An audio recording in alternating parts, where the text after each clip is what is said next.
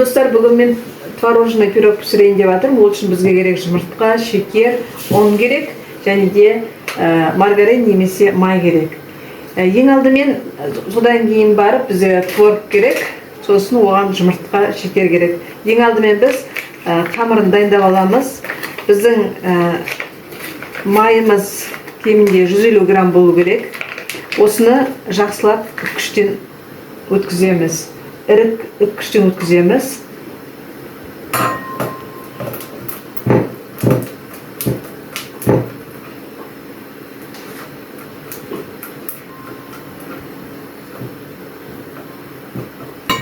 Үккіштен өткізген майдың үстіне шекерімізді саламыз.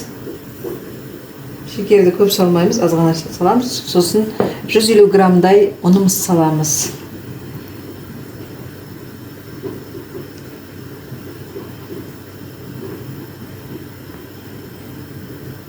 Ұнымызды салып болғаннан кейін, қазір ұнның илеуіне қарай тағы қосамыз. Осының үстіне 2 жұмыртқамыз саламын. Және де 1 қасық разрыхитель саламын. 1 шай қасықпен разрыхитель саламын.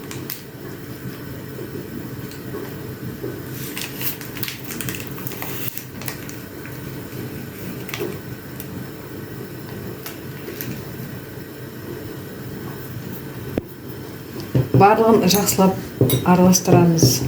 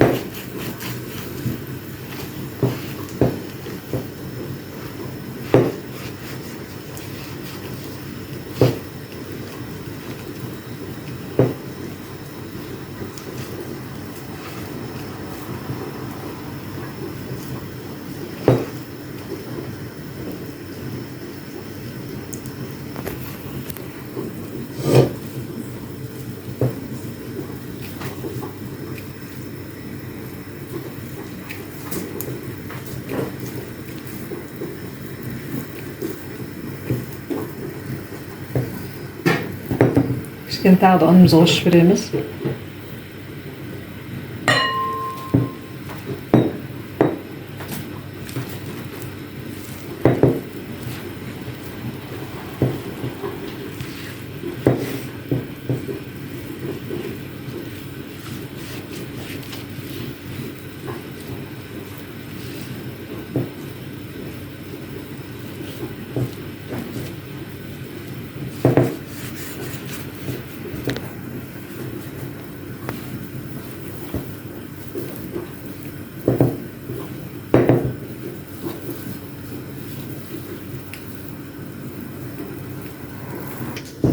Біздің қамырымыз дайын болды. Осы қамырды табамыз ішін майлап аламыз да осыған орналастырамыз.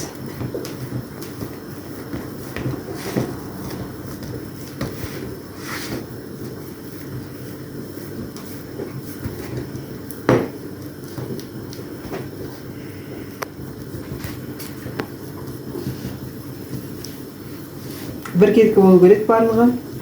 Жан-жағы, ортасы барлығы бір келкіде болу керек.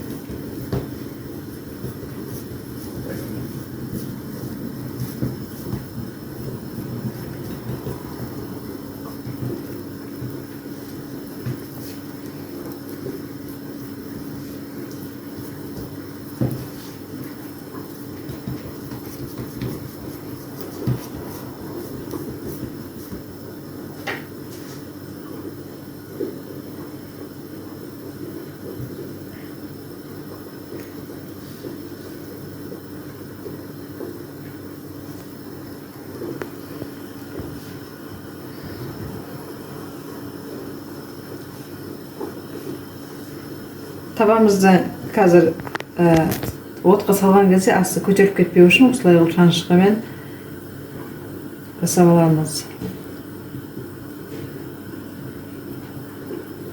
Дайын болған қамырымызды енді сәл уақыт тоңазытқышқа салып қоямыз. Кішкене салқындау керек. Оған дейін біз творогымызды дайындаймыз.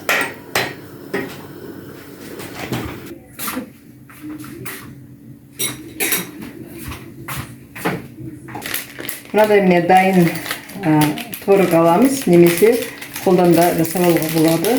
Бұның ішінде тәтті шекері бар, тәтті творог.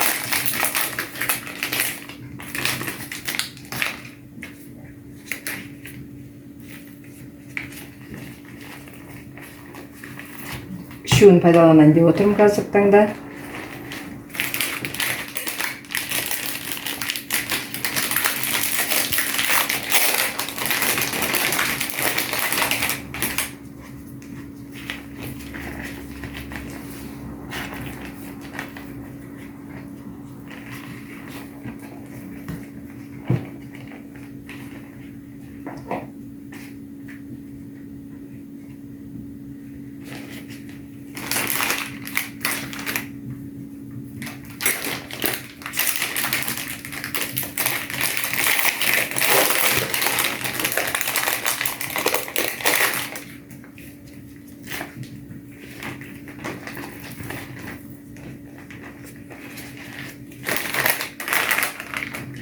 Осының үстіне бір жұмыртқаны жарып саламыз.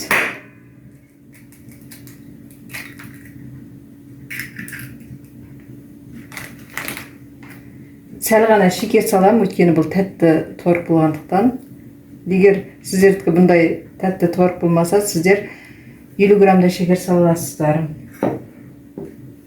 Жақсылап араластырамыз.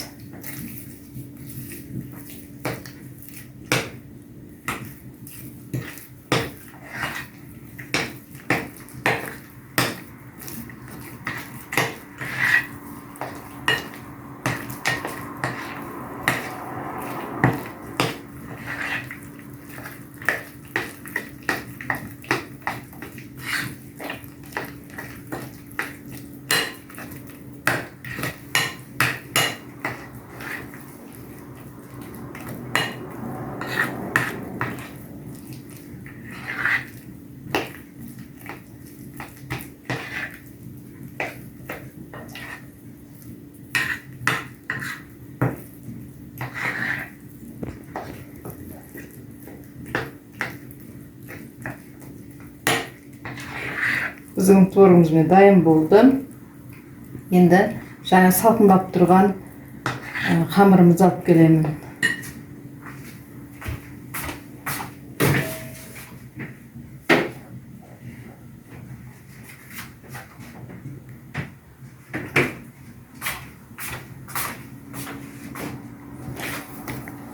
Қамырымыз салқындап болды. Осының үстіне творогты жақсылап саламыз.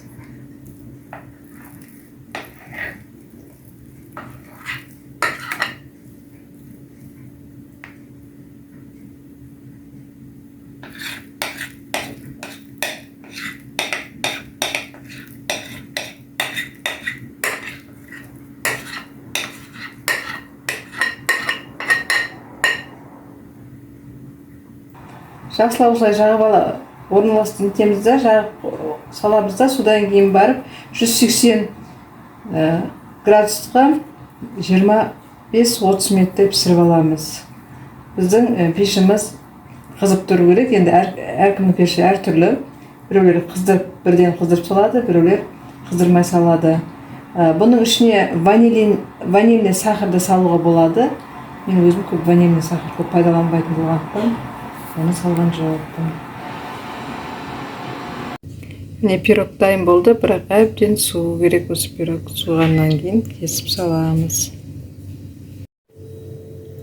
Міне пирогымыз дайын болды. Осылай жақсылап суытып аламыз да. Сіздерге де кеңес беремін осындай пирог жасауға. Менің каналыма тіркеліп, лайк басып, комментарий жазып кетіңіздер.